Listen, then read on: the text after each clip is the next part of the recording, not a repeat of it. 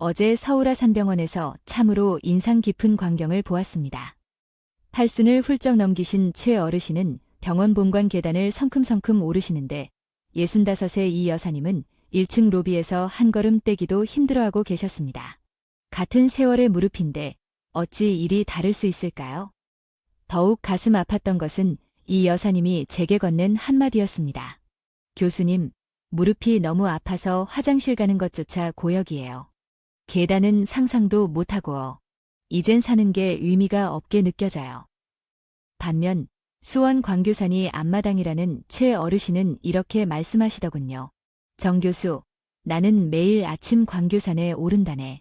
손주 녀석들이 하루비를 못 따라와서 쩔쩔매지. 혹시 여러분도 비슷한 고민을 하고 계신가요?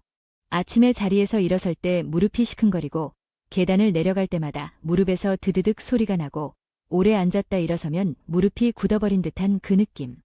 그저 나이 탓이려니 세월의 흔적이려니 하고 넘기고 계시진 않나요? 절대 그리 생각하시면 안 됩니다. 제가 30년간 수만 명의 무릎을 진료하며 깨달은 사실은 90이 넘어서도 청년처럼 튼튼한 무릎을 간직한 분들이 분명히 있다는 것입니다. 이분들에게는 한 가지 놀라운 공통점이 있었습니다. 그 비밀은 여러분이 상상하는 것보다 훨씬 더 우리 삶과 가까운 곳에 있었습니다. 값비싼 인공관절 수술도 특별한 신약도 필요 없었습니다. 실제로 전주에 사시는 77의 한 할머니는 3년 전까지만 해도 보행기 없이는 집 앞 슈퍼도 가기 힘드셨습니다. 그런데 지금은 손주들과 윷놀이를 하고 진해로 벚꽃 구경을 다녀오십니다. 대체 이분께 무슨 일이 있었던 걸까요? 저는 서울대학교 병원 재생의학과 정민준 교수입니다. 오늘 여러분께 그 놀라운 비밀을 모두 알려드리고자 합니다.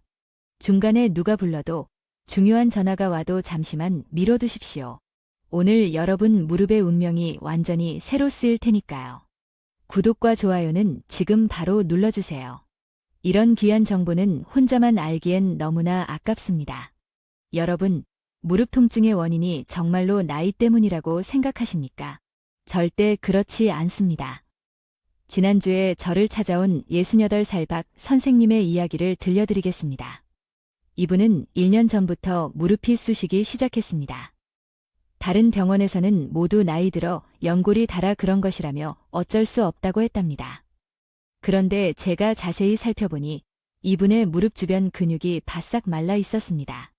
한때 튼튼했던 허벅지가 앙상한 나뭇가지처럼 가늘어져 있더군요.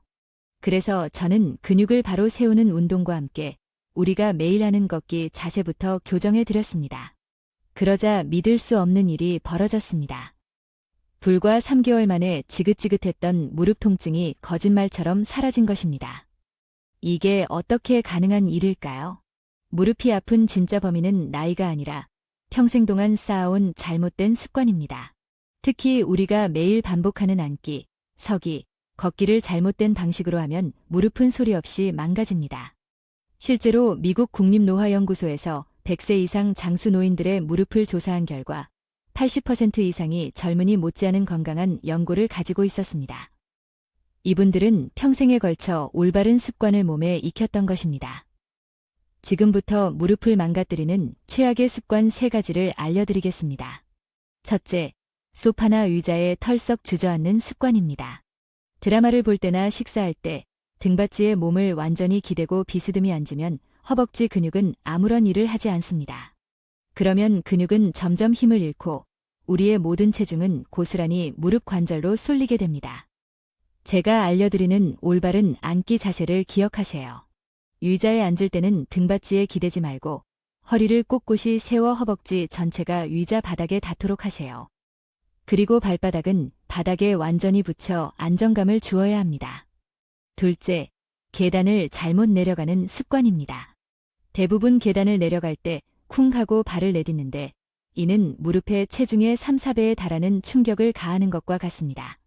천천히 발 뒤꿈치부터 사뿐히 내려놓는다는 느낌으로 움직여보세요. 셋째, 쪼그려 앉는 습관입니다. 텃밭에서 나무를 다듬거나 마당을 쓸 때, 화장실 청소를 할 때 쪼그려 앉으면 무릎 연골이 엄청난 압박을 받아 짓눌리게 됩니다. 대신 작은 목욕탕 의자를 사용하거나 한쪽 무릎을 세우는 자세를 취하세요. 저는 환자분들께 늘 이렇게 강조합니다. 무릎은 쓰지 않아서 망가지는 것이 아니라 잘못 써서 망가지는 것입니다. 박 선생님은 이제 이렇게 말씀하십니다. 교수님, 걷는 법만 바꿨을 뿐인데 무릎이 이렇게 편안해질 줄은 꿈에도 몰랐습니다. 이제 손주들과 공놀이도 할 수 있습니다. 하지만 여러분, 올바른 자세만으로는 2% 부족합니다. 무릎을 진정으로 강하게 만들려면 특별한 근육을 단련해야 합니다. 여러분, 무릎을 보호하는 가장 중요한 요소가 무엇인지 아십니까? 바로 근육입니다. 하지만 어떤 근육을 키워야 하는지 모르면 아무리 운동해도 헛수고일 뿐입니다. 올해 76이신 부산의 정 할머니 이야기를 해드리죠. 이분은 2년 전부터 무릎이 아파 동네 헬스장에서 매일 운동을 하셨답니다. 러닝머신 위에서 땀을 뻘뻘 흘리고 자전거 페달도 열심히 밟으셨죠. 그런데 어찌된 일인지 무릎은 점점 더 아파왔습니다. 왜 그랬을까요? 정작 중요한 근육은 내버려둔 채 엉뚱한 근육만 단련하고 있었기 때문입니다. 무릎을 지키는 진짜 수호신은 바로 허벅지 안쪽 근육, 내전근과 엉덩이 근육, 둔근입니다. 이 두 근육이 약해지면 걸을 때마다 무릎이 안쪽으로 무너지면서 연골이 한쪽으로만 닳게 됩니다. 실제로 덴마크 코펜하겐 대학에서 70세 이상 노인들을 10년간 추적 조사한 결과 엉덩이 근육이 강한 사람들은 무릎 관절염 발생 확률이 60%나 낮았습니다. 이 근육들이 무릎의 든든한 기둥 역할을 한다는 명백한 증거입니다. 그렇다면 이 중요한 근육들을 어떻게 키울 수 있을까요? 첫째, 벽에 등 대고 앉기 운동을 하십시오.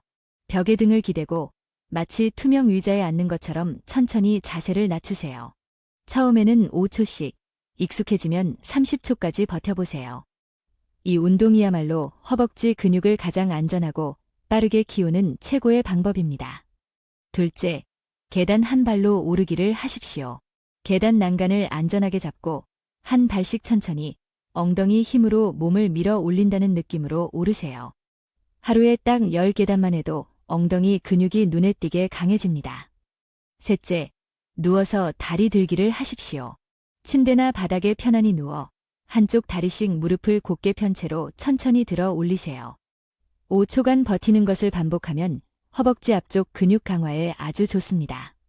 넷째, 옆으로 개걸음 걷기를 하십시오.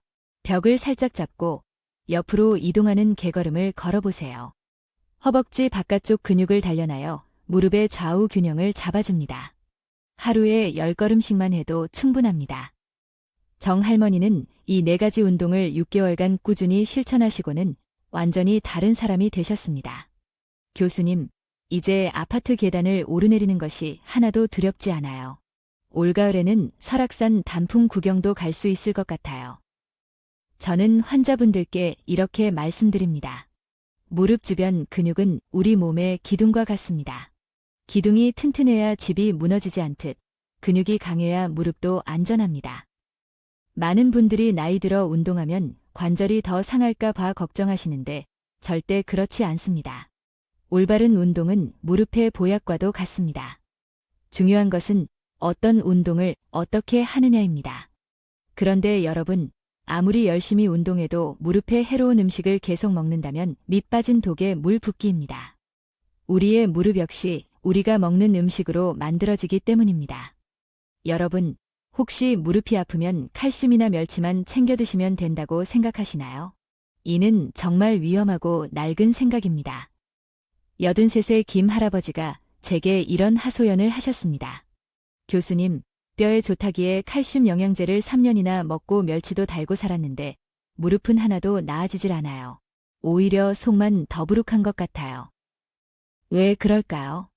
칼슘만으로는 뼈와 연골을 튼튼하게 만들 수 없기 때문입니다. 무릎 연골을 생성하려면 다양한 영양소의 협력이 반드시 필요합니다. 특히 콜라겐, 비타민C, 오메가-3분의2 삼총사가 핵심적인 역할을 합니다.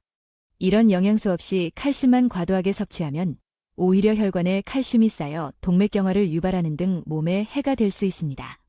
여기 희망적인 소식이 있습니다. 올바른 음식을 섭취하면 70, 여든이 되어서도 새로운 연골이 만들어질 수 있습니다. 실제로 일본 규슈 대학 연구팀이 80세 이상 노인들을 대상으로 연구한 결과 특정 음식을 꾸준히 섭취한 그룹은 연골 두께가 오히려 젊었을 때보다 두꺼워지는 현상을 발견했습니다. 나이가 들어도 무릎은 얼마든지 좋아질 수 있다는 뜻입니다. 과연 어떤 음식들이 이런 기적을 만들었을까요? 첫째, 진한 뼈 국물을 드십시오. 사골국, 도가니탕, 달곰탕에는 연골의 주재료인 천연 콜라겐이 풍부하게 녹아 있습니다. 일주일에 2~3번은 진하게 우린 뼈 국물을 꼭 챙겨 드세요. 둘째, 등 푸른 생선을 가까이 하십시오.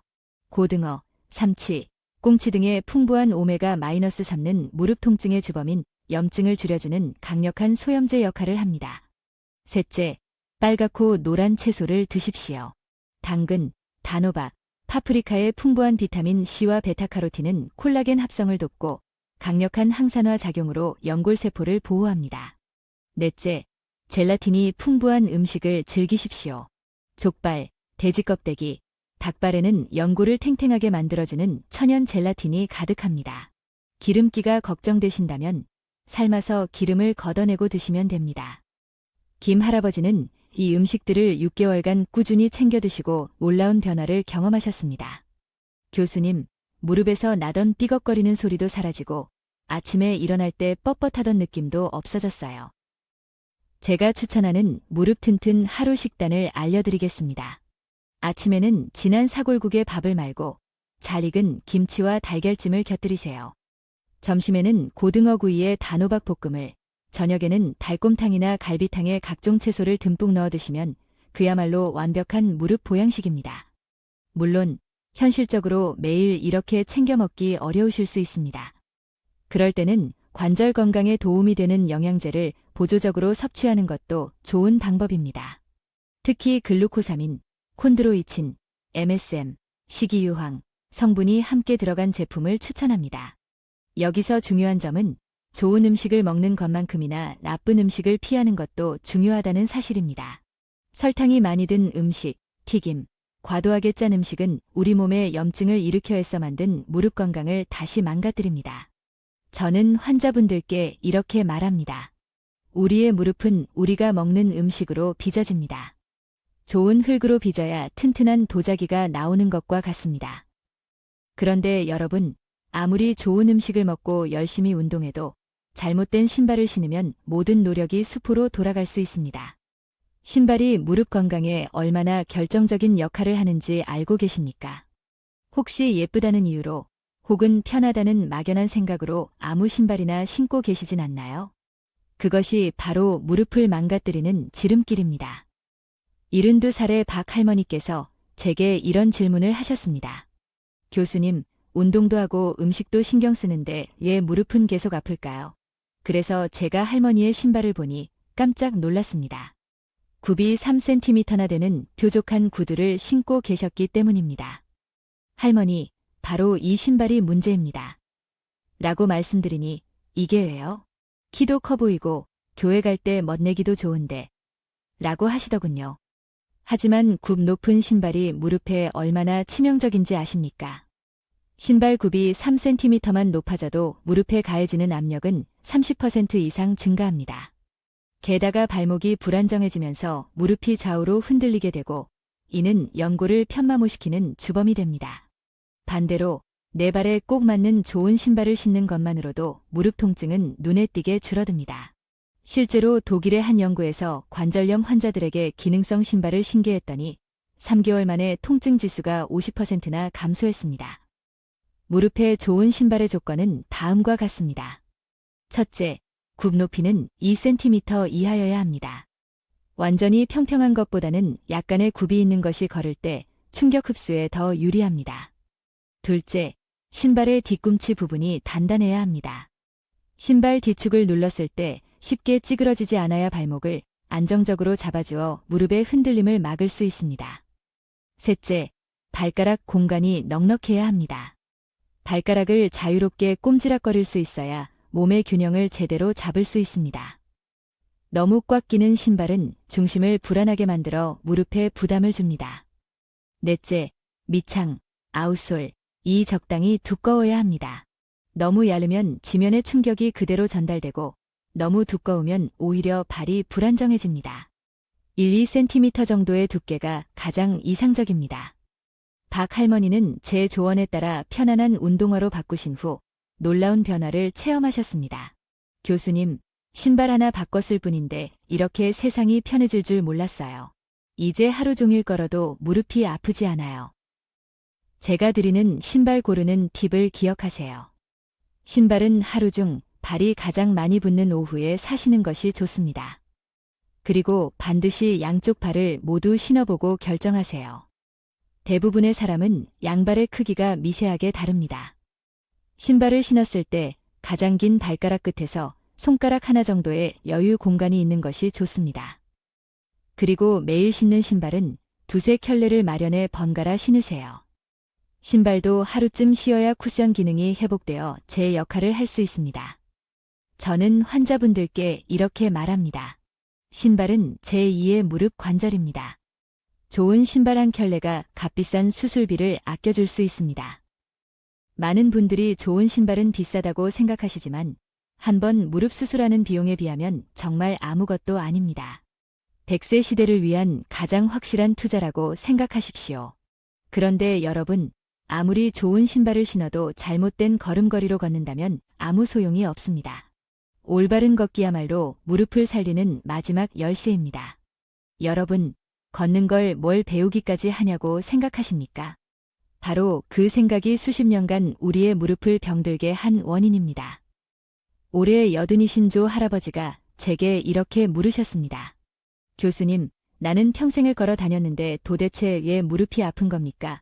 그래서 제가 할아버지의 걷는 모습을 유심히 살펴보니 문제가 한두 가지가 아니었습니다.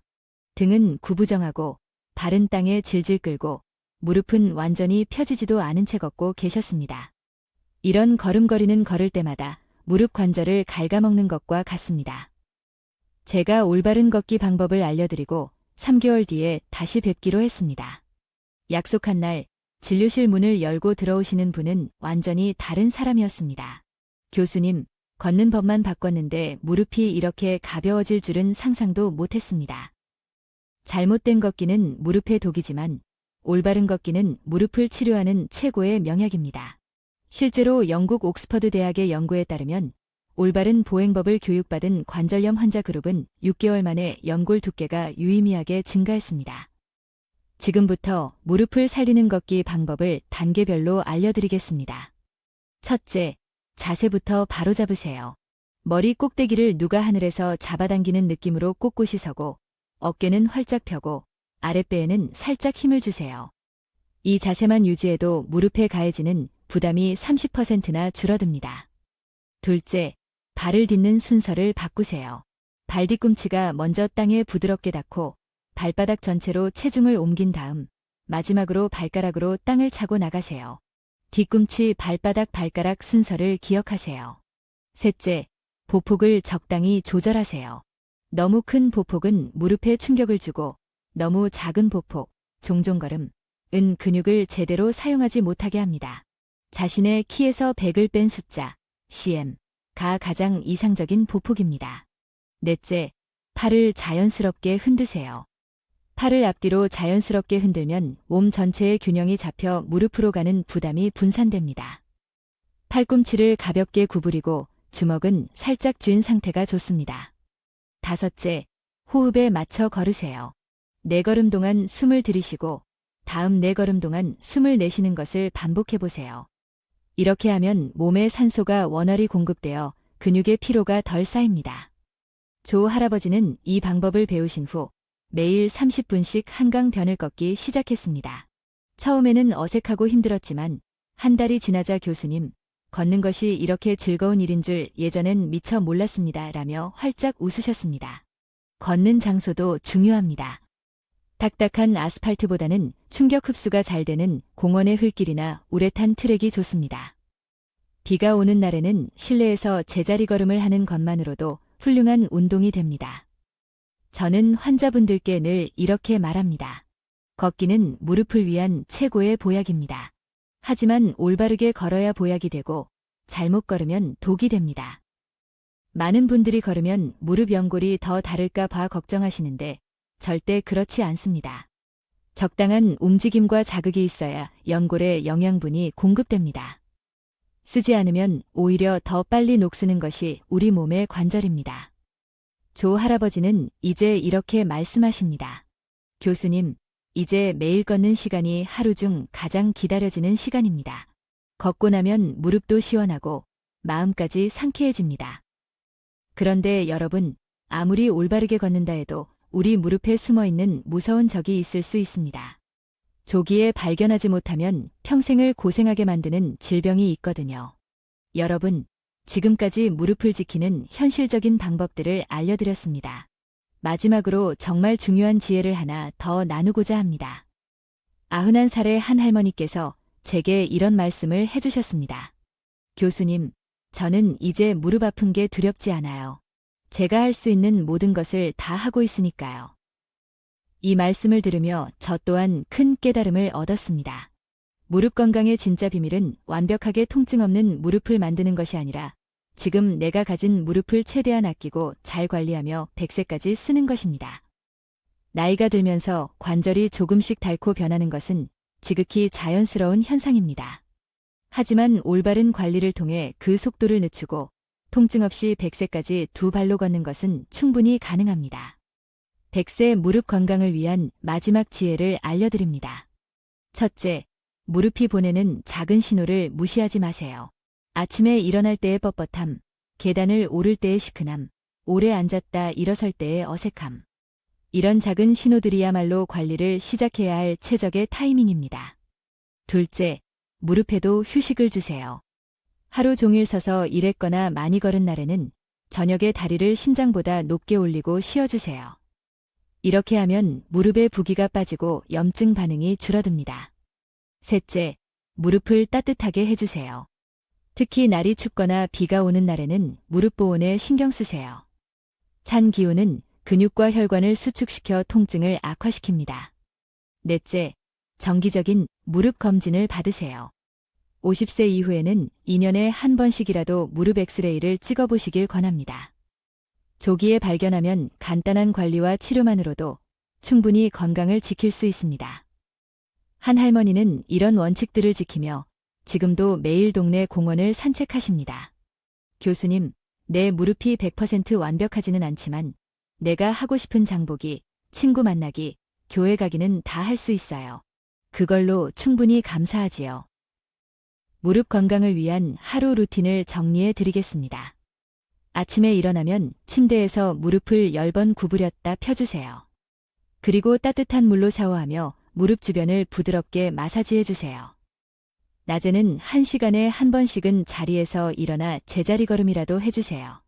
그리고 엘리베이터 대신 계단을 이용할 기회가 있다면 천천히 한 계단씩 오르며 운동으로 삼으세요. 저녁에는 30분 정도 산책을 하고 잠들기 전 9시 뉴스를 보며 다리를 베개 위에 올리고 10분간 휴식을 취하세요.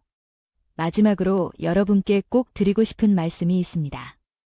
무릎은 우리가 이 세상을 자유롭게 경험하고 사랑하는 사람들을 만나러 갈 수 있게 해주는 소중한 동반자입니다. 젊을 때는 그 소중함을 모르지만 나이가 들수록 한 걸음 한 걸음의 가치를 절실히 깨닫게 됩니다. 오늘 이 영상을 보신 것은 결코 우연이 아닙니다. 여러분의 소중한 무릎과 활기찬 노후를 위한 귀한 기회입니다. 무릎 건강은 하루아침에 이루어지지 않습니다. 하지만 오늘부터 하나씩 조금씩 실천하시면 여러분의 내일은 분명 달라질 것입니다. 올바른 자세로 앉고 무릎에 좋은 운동을 하며 건강한 음식을 드시고 편안한 신발을 신고 바르게 걸으십시오. 그리고 내 무릎이 보내는 작은 소리에 귀 기울여 주세요.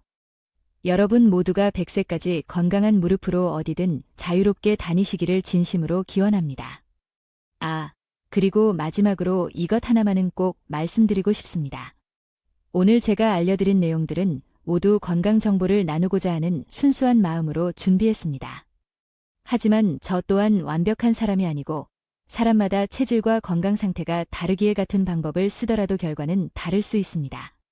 따라서 오늘 영상은 참고 자료로 활용하시되 만약 무릎 통증이 심하시거나 특별한 질환이 의심되시면 반드시 병원을 찾아 전문의와 상담하시기 바랍니다. 여러분의 건강을 지키는 최종 책임자는 바로 여러분 자신이기 때문입니다. 무엇보다 여러분 스스로 현명하게 판단하고 실천하시는 것이 가장 중요합니다. 저는 그저 30년의 경험을 바탕으로 여러분의 여정에 작은 등불 하나를 비춰드린 것뿐입니다. 구독과 좋아요, 알림 설정도 잊지 마십시오. 앞으로도 여러분의 건강한 100세 시대를 위한 귀한 정보로 다시 찾아뵙겠습니다. 정말 감사합니다. 여러분, 20분이 넘는 긴 영상을 끝까지 시청해주셔서 진심으로 고맙습니다. 오늘 알려드린 무릎 건강 비결 중에서 단 하나라도, 딱 하나라도 여러분의 삶에 작은 변화를 가져다 주었으면 하는 바람입니다. 댓글로 어떤 방법이 가장 마음에 와닿았는지, 어떤 운동부터 시작해 보실 건지 알려주세요. 그리고 무릎에 대해 더 궁금한 점이 있으시면 언제든 댓글로 질문 남겨주시고, 다음 영상에서는 여든까지 꼿꼿한 허리를 만드는 비법에 대해 알려드릴 예정입니다. 놓치지 않으시려면 구독과 알림 설정 꼭 부탁드립니다. 오늘도 건강하고 활기찬 하루 보내십시오. 여러분의 무릎이 평생의 든든한 동반자가 되기를 진심으로 기원합니다.